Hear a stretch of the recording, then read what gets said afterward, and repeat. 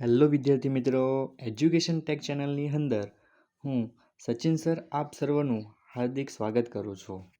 આપને આગળના કેળવણીના 2 લેક્ચર ન જોયા હોય તો ખાસ એ જોઈ લેજો. અને સાથે સાથે જો તમે આ યુટ્યુબ ચેનલને સબસ્ક્રાઈબ ન કરી હોય તો ખાસ સબસ્ક્રાઈબ કરી લેજો, કારણ કે યુટ્યુબની અંદર ફ્રીની અંદર સાયકોલોજીનું આટલું સરસ તમને કન્ટેન્ટ ક્યાંય નહીં મળે. અને ટેટ ટાટની જે તૈયારી કરતા હશે, શિક્ષણને લગતી જે તૈયારી કરતા હશે, એમના માટે ખૂબ જ ઉપયોગી થવાનું છે. તો આજે કેળવણીના લેક્ચર નંબર 3ની અંદર આપનું હાર્દિક સ્વાગત છે. આજે આપણે હવે લેક્ચર શરૂ કરીએ કે કેળવણીના આ લેક્ચરની અંદર આપણે શું જોવાના છે.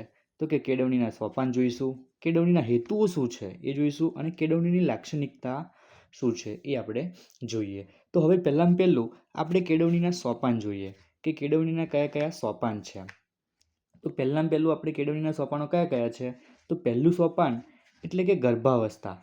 જ્યારે પણ કોઈ ગર્ભધારણ કરે છે ત્યારે એની અંદર જે બાળક રહેલું છે એ ગર્ભ ધારણ કરે ત્યારથી જ એ શીખવાની શરૂઆત કરે છે. અગાઉ પણ આપણે કીધું હતું કે ભગવદ્ ગીતાની અંદર અભિમન્યુએ જ્યારે એમના માતાના ગર્ભની અંદર રહીને જ 7 કોઠાનું જ્ઞાન પ્રાપ્ત કર્યું હતું, એ આપણે સર્વ જાણીએ જ છીએ. એટલે કે પહેલાં પહેલું કેળવણીની શરૂઆત ક્યાંથી થાય તો કે જન્મથી, એટલે કે જ્યારે ગર્ભાવસ્થા હોય ત્યારે, એટલે ગર્ભ ધારણ કરે ત્યારથી જ કેળવણીની શરૂઆત થઈ જાય છે. એટલે કે જન્મ સમયે એમની શરૂઆત થાય છે.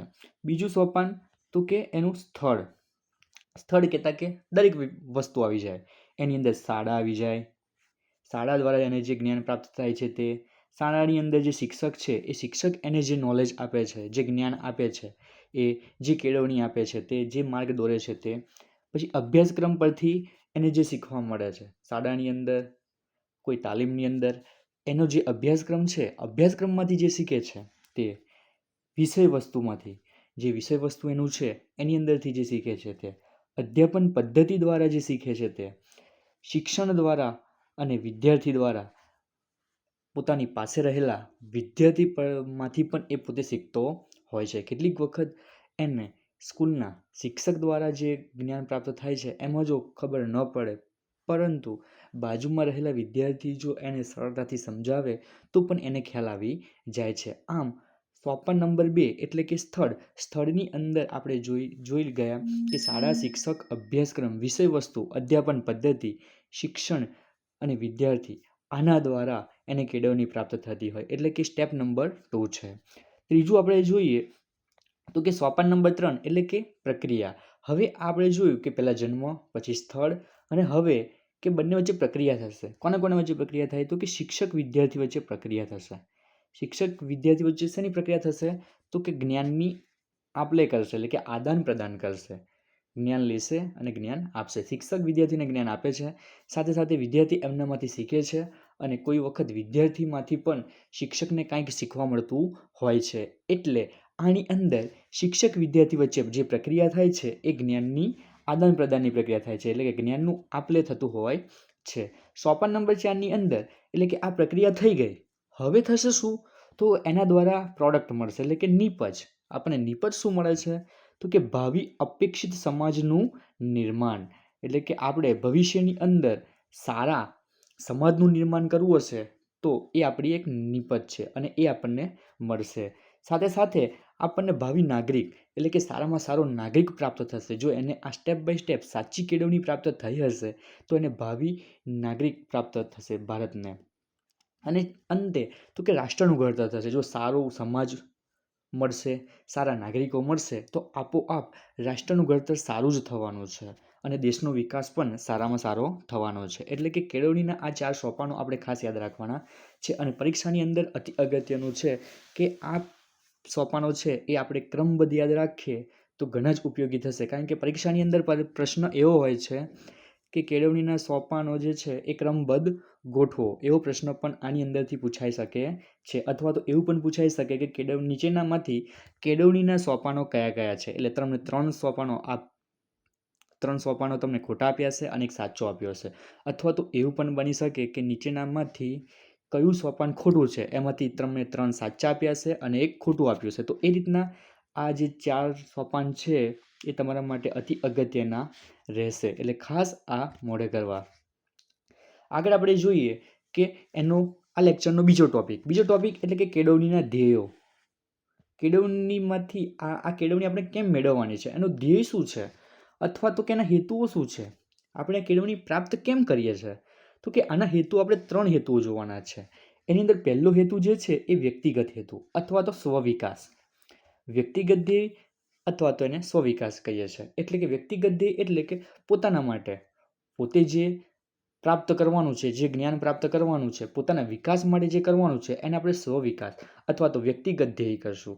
કારણ કે અમુક વખત કોઈ વિદ્યાર્થી જે છે એ પોતાના અંદર કોઈ સ્કિલ ડેવલપ કરવા માટે એ પોતે કેળવણી પ્રાપ્ત કરતો હોય છે, તો એને આપણે વ્યક્તિગત ધ્યેય કહીશું. તો એનો વ્યક્તિગત ધ્યેયો કયા કયા છે? તો પહેલો વ્યક્તિગત ધ્યેય છે કે ઉત્તમ અંશોને બહાર લાવવા. જે વિદ્યાર્થીની અંદર સારામાં સારા અંશો કે તાકે જ્ઞાન તો છે જ, પરંતુ એ જે સ્કિલ છે એ સ્કિલને બહાર લાવવી. બીજું તો કે આ જે ધ્યેય છે એ કેવું છે, તો કે વિદ્યાર્થી કેન્દ્રિત છે. એટલે કે વિદ્યાર્થી અંદર જ શીખતો હશે, એટલે કે વિદ્યાર્થી કેન્દ્રિત કહી શકાય. વિદ્યાર્થીને હિતમાં નિર્ણય લેવામાં આવે. આ ધ્યેયની અંદર વિદ્યાર્થીને શું શીખવું છે, વિદ્યાર્થીને શું પ્રાપ્ત કરવું છે, એને આધારે નિર્ણય લેવામાં આવે. એના પછી તો કે વ્યક્તિગત ધ્યેયના ચિંતકો અથવા આ ભૂલ છે, વ્યક્તિગત ધ્યેયના ચિંતકો અથવા તો કેળવણી કાર્યોના નામ આપણે જોઈએ તો એની અંદર આવે છે સર પર્સિયન છે, પછી એરિસ્ટોટલ છે, રૂસો છે, ગાંધીજી છે.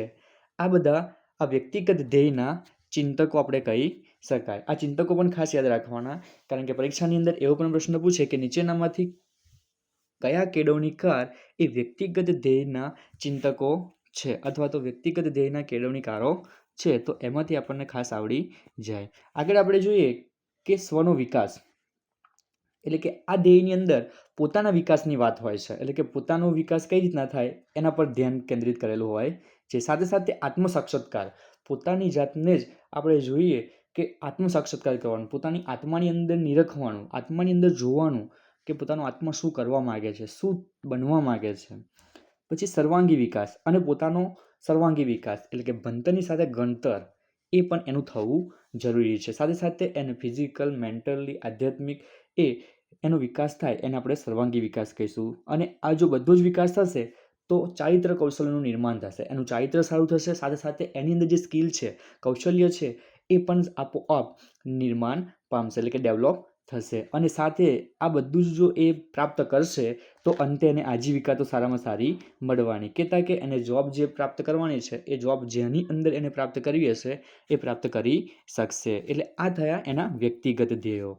વ્યક્તિગત ધ્યેય પછી આવે છે કે સામાજિક ધ્યેય, એટલે કે સમાજને ઉપયોગી બનતા ધ્યેયો કયા કયા છે, કેળવણી આપણે કેમ પ્રાપ્ત કરવાની, સમાજમાં આપણે શું ઉપયોગી થઈ શકે એના માટેના ધ્યેય એટલે કે સામાજિક ધ્યેય. એટલે કે સમાજ, દેશ, પ્રકૃતિ, જગત એના માટે ઉપયોગી ધ્યેય એટલે કે એની માટે આપણે શું કરી શકીએ એના માટેનો જે ધ્યેય પ્રાપ્ત કરીએ છીએ, જે કેળવણી આપણે પ્રાપ્ત કરીએ છીએ એ.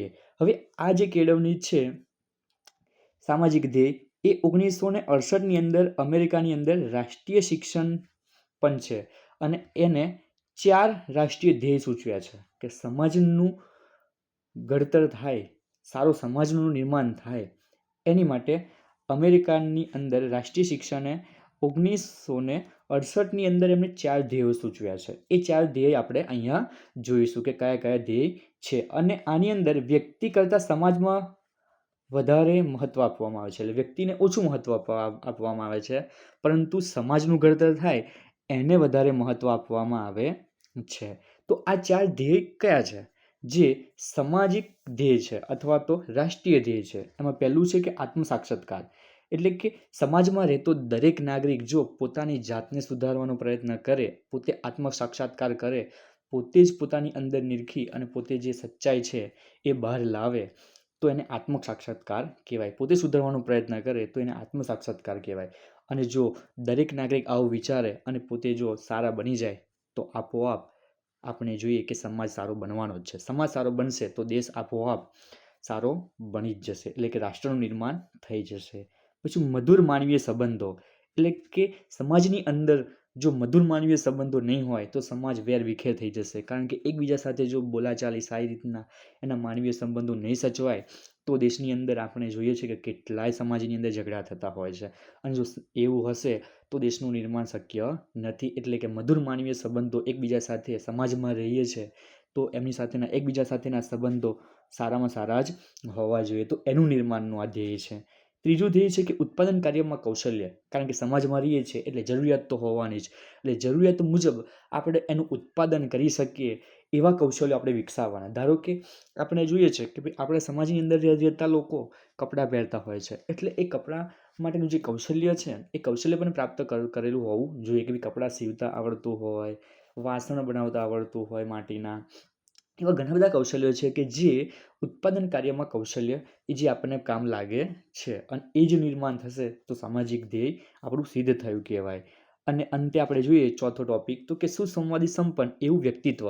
જો સુસંવાદી સંપન્ન એટલે કે તમારું સારામાં સારું જો વ્યક્તિત્વ હશે તો આપોઆપ સમાજ અને દેશ, પ્રકૃતિ, જગત એનો વિકાસ સારામાં સારો થવાનો જ છે. અને એ આપણા રાષ્ટ્રીય ધ્યેય સિદ્ધ થયા તેમ કહી શકાય. એમ આપણે બીજો ટોપિક જોયો કે સામાજિક ધ્યેયની અંદર આપણને આ 4 જે ટોપિક છે એ ખાસ આપણે યાદ રાખવાના છે. એની આગળ આપણે ત્રીજો ટોપિક જોઈએ, છેલ્લો ટોપિક, કે જેની અંદર વિશિષ્ટ હેતુઓ.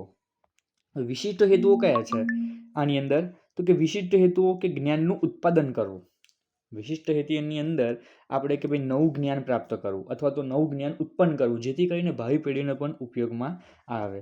બીજો ટોપિક છે કે વ્યાવસાયિક વિકાસ સાધવો. એટલે કે દરેક નાગરિકને વ્યવસાયિક જો વિકાસ કરશે, વ્યવસાયની અંદર એ સારામાં સારું પોતાનું પ્રદર્શન કરશે તો વ્યવસાયિક વિકાસ સારામાં સારો થવાનો, જેથી કરીને પાછળથી એને નોકરી ધંધામાં કોઈ પણ પ્રકારનો પ્રશ્ન રહે નહીં અને સારામાં સારી રીતે કરી શકે.